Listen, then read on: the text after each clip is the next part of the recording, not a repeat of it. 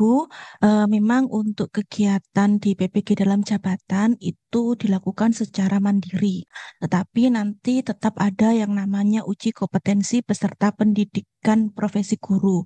Kalau Bapak Ibu bertanya dengan rekan-rekan Bapak Ibu guru yang lainnya di angkatan tahun 2023 atau sebelumnya itu menggunakan istilah UKM PPG atau uji kompetensi mahasiswa pendidikan profesi guru. Nah, sejak tahun 2024, istilah itu menjadi uji kompetensi peserta pendidikan profesi guru UKPPG, jadi istilahnya berbeda. Nah, landasan hukumnya sesuai dengan Undang-Undang Nomor 14 Tahun 2005 tentang Guru dan Dosen, kemudian PP Nomor 74 Tahun 2008, kemudian Permendikbudristek Nomor 19 Tahun 2024. Nah, nantinya untuk UKPPG ini penyelenggaranya adalah Panitia Nasional Uji Kompetensi Peserta PPG dan waktu atau jadwalnya nanti akan diinformasikan lebih lanjut terkait dengan pelaksanaan UKPPG. Nah, di sini Bapak Ibu, untuk UKPPG itu eh, terjadi beberapa hal yang berbeda. Saat ini ujian tertulis secara komprehensif menggunakan PCK, kemudian terkait dengan materi pembelajaran secara luas dan mendalam sesuai dengan standar isi mata pelajaran. Kemudian ada kaitannya dengan konsep-konsep disiplin keilmuan, teknologi, atau seni yang konseptual. Kemudian juga PPG ini bertujuan untuk pemenuhan kompetensi. Jadi nanti soal-soalnya akan meliputi 4 kompetensi. Ada kompetensi pedagogik, kompetensi kepribadian, kompetensi sosial, dan profesional. Baik untuk calon guru atau prajabatan dan guru tertentu atau dalam jabatan. Nah, untuk UKPPG sendiri itu ada yang namanya istilah ujian tertulis dan juga ada istilah ujian kinerja. Nah, ini ada perbedaan kebijakan sebelumnya dan setelahnya. Jadi saat ini semua guru berhak mengikuti PPG. Semua guru yang belum memiliki sertifikat pendidik dapat segera mendapatkan sertifikat pendidik melalui PPG. Kemudian semua guru yang memenuhi persyaratan administratif berhak mengikuti PPG. Materi uji kompetensi diselaraskan dengan materi pendidikan dan pengajaran dan pengalaman mengajar. Kemudian peluang mengikuti uji kompetensi lebih terbuka dengan pelaksanaan yang terjadwal. Jadi Bapak Ibu nanti harapannya setelah melakukan lapor diri, kemudian konfirmasi ke SIM PKB, melaksanakan pembelajaran secara mandiri, dan nanti ketika sudah menyelesaikan pembelajaran secara mandiri, bisa mendaftar untuk UKPPG. Nah, ini adalah syarat atau kompetensi yang akan diujikan juga. Jadi, kurikulum, kemudian materi yang diujikan itu tidak jauh berbeda dari profilnya guru Indonesia, yaitu Pancasila, kompeten, berkomitmen, pembelajar sepanjang hayat. Nah, ada 8 kompetensi lulusan PPG, Bapak Ibu. Jadi, kompetensi lulusan PPG ini menjadi dasar Bapak Ibu untuk penyusunan soal PJK atau juga penilaian dari uji kinerja. Di antaranya melaksanakan tugas keprofesionalan, mampu merumuskan tujuan pembelajaran, menganalisis struktur dan alur materi, kemudian merancang pembelajaran secara terstruktur, melaksanakan pembelajaran berpusat pada peserta didik, mampu mengevaluasi pembelajaran dengan memperhatikan perkembangan peserta didik dan kurikulum, mampu melakukan refleksi secara komprehensif, baik itu konten, pedagogik, atau teknologi, dan yang terakhir adalah mampu mengembangkan diri secara berkelanjutan. Nah, di sini 8 kompetensi ini yang akan diukur untuk kegiatan UKPPG, baik itu ujian tertulis maupun uji kinerja. Nah, persyaratan peserta UKPPG yaitu lulus pada seluruh mata kuliah. Tadi ada 3 mata kuliah, nggih. Ada PPA, Prinsip Pengajaran Asesmen, Pembelajaran Sosial Emosional, dan Pendidikan Khusus begitu. Nah, ini semua di PPM ketika Bapak Ibu tidak menyelesaikan pembelajaran di PPM dan tidak dinyatakan lulus dalam pembelajaran di PPM, maka Bapak Ibu tidak bisa mengikuti UKPPG karena syarat untuk mengikuti UKPPG adalah lulus pada seluruh mata kuliah. Ini alur penyelenggaraannya, jadi dari mulai lapor diri, pembelajaran PMM, pendaftaran aplikasi UKPPG di PP3, pelaksanaan uji kinerja dan uji tertulis. Jika Bapak Ibu lulus, maka akan diterbitkan sertifikat pendidik. Tapi jika Bapak Ibu tidak lulus ketika melakukan kegiatan UKPPG, maka akan dilakukan retaker bersama dengan gelombang selanjutnya. Nah, UKPPG ini terdiri dari dua. Ujian tertulis ini meliputi ujian tertulis berbasis komputer atau UTBK yang dilaksanakan berdasarkan domisili, jadi di rumah masing-masing.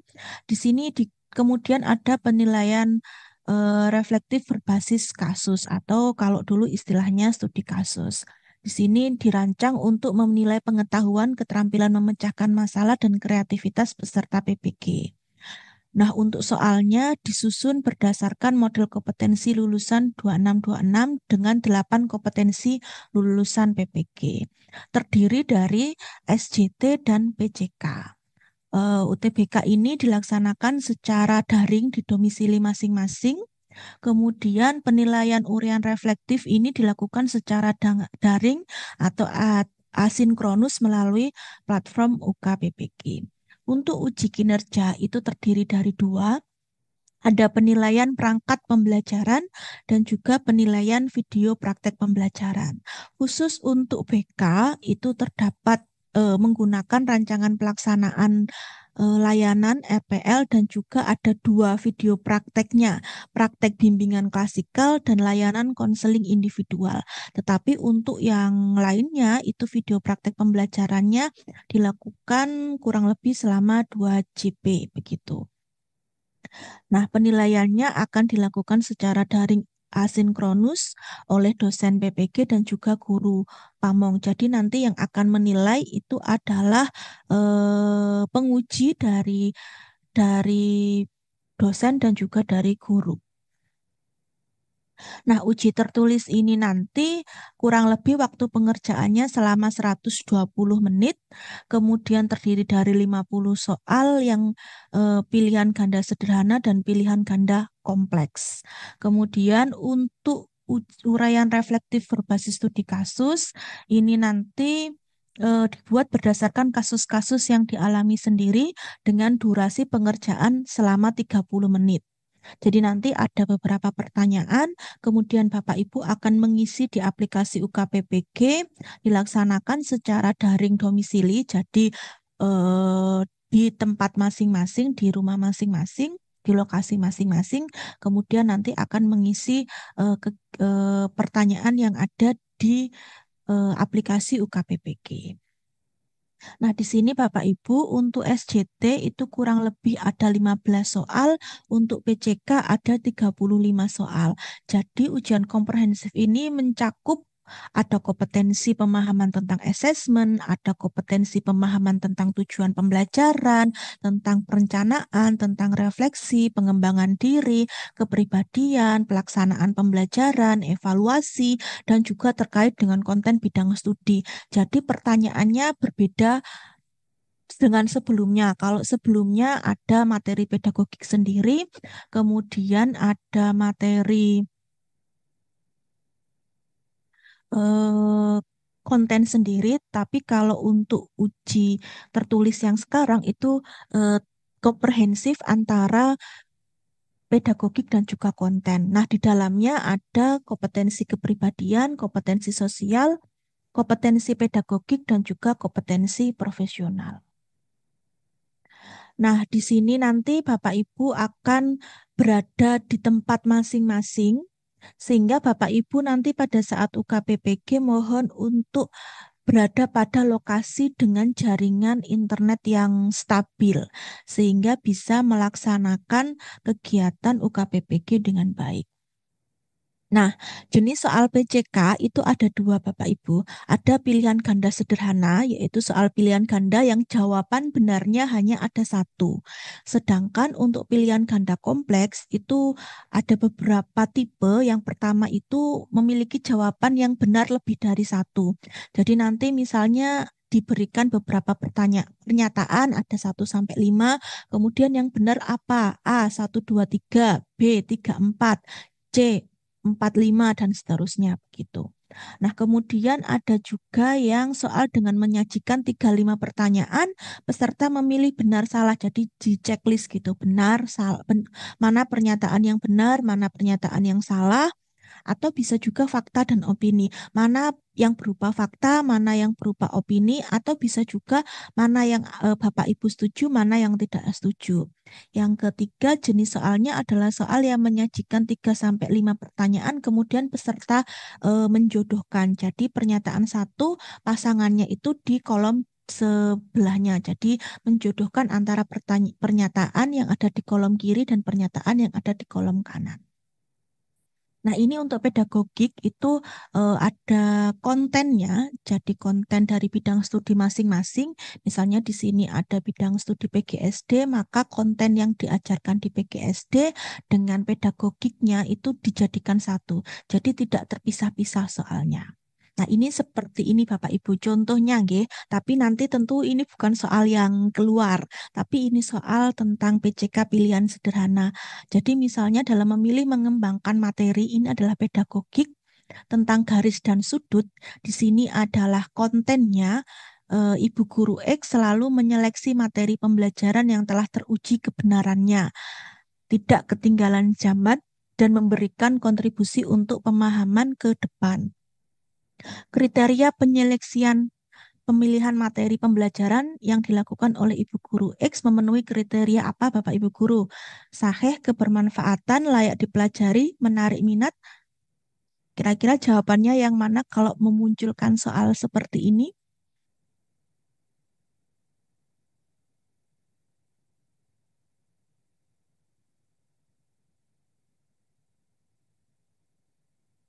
Jadi di sini memang ada pedagogiknya, kemudian juga ada eh, konten yang ada. Jadi kalau untuk jawaban ini adalah jawabannya sahih karena dilihat dari keyword teruji kebenarannya dan kemudian di sini dalam salah satu syarat untuk memilih materi itu adalah materi yang sahih.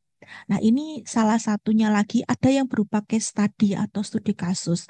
Nah, biasanya ada stimulus, kemudian ada beberapa soal begitu.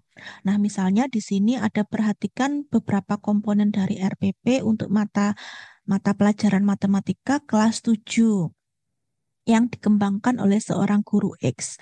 Misalnya ini masih menggunakan kurikulum 2013, tapi nanti akan banyak nuansa soalnya menggunakan kurikulum nasional dan kurikulum merdeka.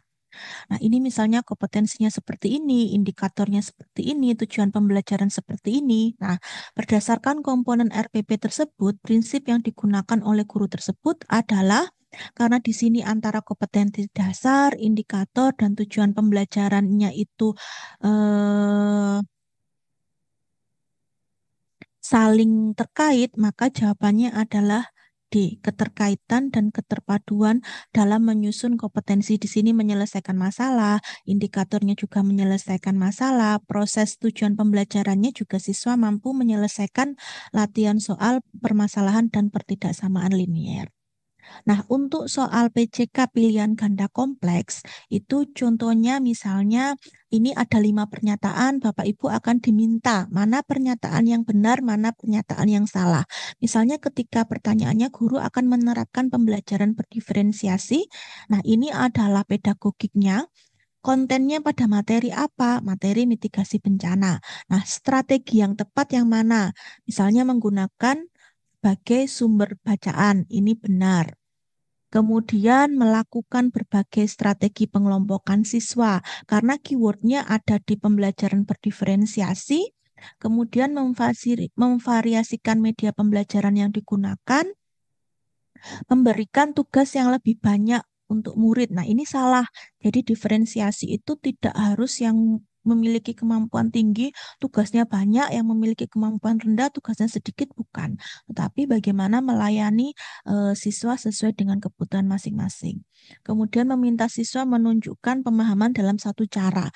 Jadi kalau pembelajaran diferensiasi tentu asesmennya tidak bisa satu. Jadi ada beberapa asesmen yang bisa dilakukan. Sehingga jawaban yang benar 1, 2, 3 benar, 4, 5 salah. Jadi ini salah satu contoh soal PCK pilihan ganda kompleks. Nah, ini adalah salah satu contoh pilihan ganda kompleks yang menjodohkan. Jadi ini misalnya pada materi di SD, mata pelajarannya IPA, IPAS, IPA sosial, indikator mana diminta mengurutkan. Jadi yang pertama tentu indikator berdasarkan dari yang terendah ke yang tertinggi. Yang terendah misalnya peserta didik mendeskripsikan. Kemudian peserta didik mendemonstrasikan. Terus kemudian yang ketiga peserta didik menelaah, baru peserta didik melapor. Ini kebalik sepertinya kuncinya. Peserta didik menelaah, kemudian peserta didik baru melaporkan cara kerja dan seterusnya. Nah, untuk SJT itu dirancang untuk menilai bagaimana kandidat akan bereaksi dalam situasi hipotesis berdasarkan skenario berbasis pekerjaan sebagai guru di kehidupan nyata. Pertanyaan ini mengharuskan peserta untuk menggunakan keahlian dan pengalaman. Kemudian jawaban dari pertanyaan ini dapat membantu menjelaskan potensi performasi kerja. Butir SJT sangat bervariasi tergantung pada kompetensi yang ingin diuji. Kemudian hal yang sama adalah skenarionya dengan struktur yang baik, mencukupi serta logis untuk memperkenalkan kompleksitas dalam membuat keputusan. Nah, SJT ini biasanya dilakukan dengan menyajikan skenario berbasis kasus yang disertai beberapa tindakan alternatif sebagai opsi jawaban. Kemudian Bapak Ibu akan diminta untuk menjawab apa yang akan Bapak Ibu lakukan ketika situasi tersebut. Nah, opsi jawaban yang mendapat skor tinggi adalah tindakan yang tepat yang dapat diukur. Jadi SJT ini mengukur sikap atau tindakan seseorang saat menghadapi situasi tertentu. Nah, contohnya seperti ini. Seorang guru memiliki siswa dari anak pengawas sekolah di kotanya. Siswa tersebut memiliki nilai rendah. Kepala sekolah meminta agar nilai siswa tersebut ditambah sehingga dapat masuk dalam kelompok siswa berprestasi baik. Bagaimana tanggapan guru terhadap permintaan kepala sekolah tersebut? Jadi di sini memilih opsi tindakan yang paling tepat. Tentu di sini ketika menjadi guru entah siapapun siswanya, maka tetap harus memberikan nilai apa adanya sesuai dengan pencapaian siswa meskipun kepala sekolah meminta menaikkan nilainya. Jadi opsi jawaban ini atau tindakan-tindakan yang ada di opsi jawaban itu dipilih yang paling sesuai, yang paling tinggi skornya, maka itu yang benar. Kemudian untuk studi kasus reflektif, di sini peserta didik didorong untuk bisa merefleksikan diri dari masalah yang pernah ada, baik itu dalam RPP, baik itu dalam pembelajaran, baik itu dalam evaluasi, baik itu dalam pengembangan diri, kemudian mengatasi masalah tersebut seperti apa.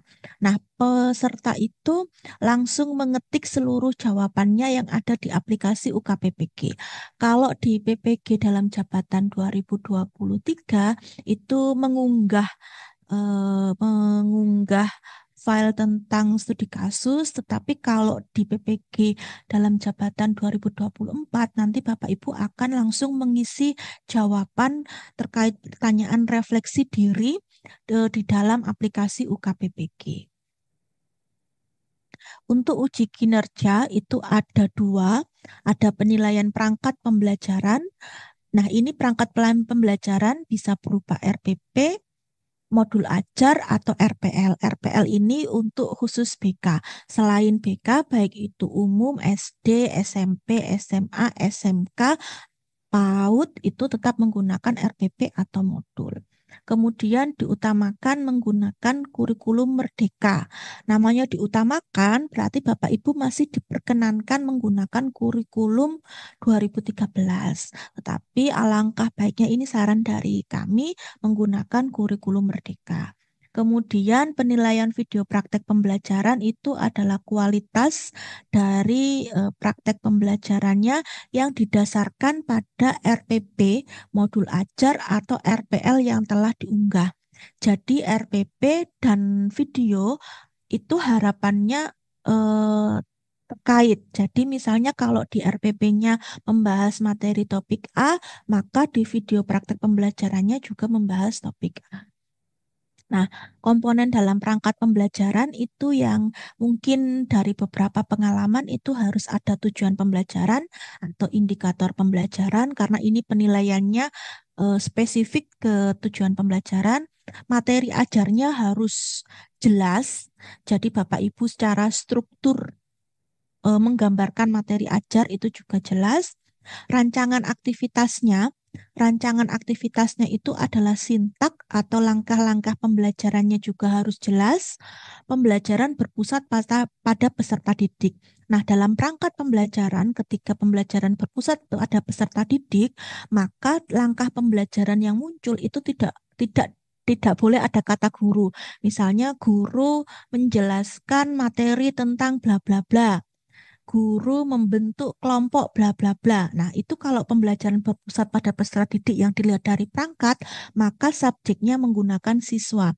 Siswa menyimak materi yang disampaikan guru, siswa dibentuk kelompok, siswa mengamati, siswa melakukan eksperimen dan seterusnya. Kemudian instrumen penilaian eh, dan kemudian implementasi TPAJK. Nah, semuanya ini Bapak Ibu harus ada dalam satu perangkat pembelajaran. Jadi biasanya kalau kami sarankan itu ada RPP, kemudian ada bahan ajar, kemudian ada LKPD. LKPD ini untuk menunjang aktivitas pembelajaran tadi supaya terlihat lebih jelas. Kemudian ada media pembelajaran ini untuk menunjang implementasi TPAJK.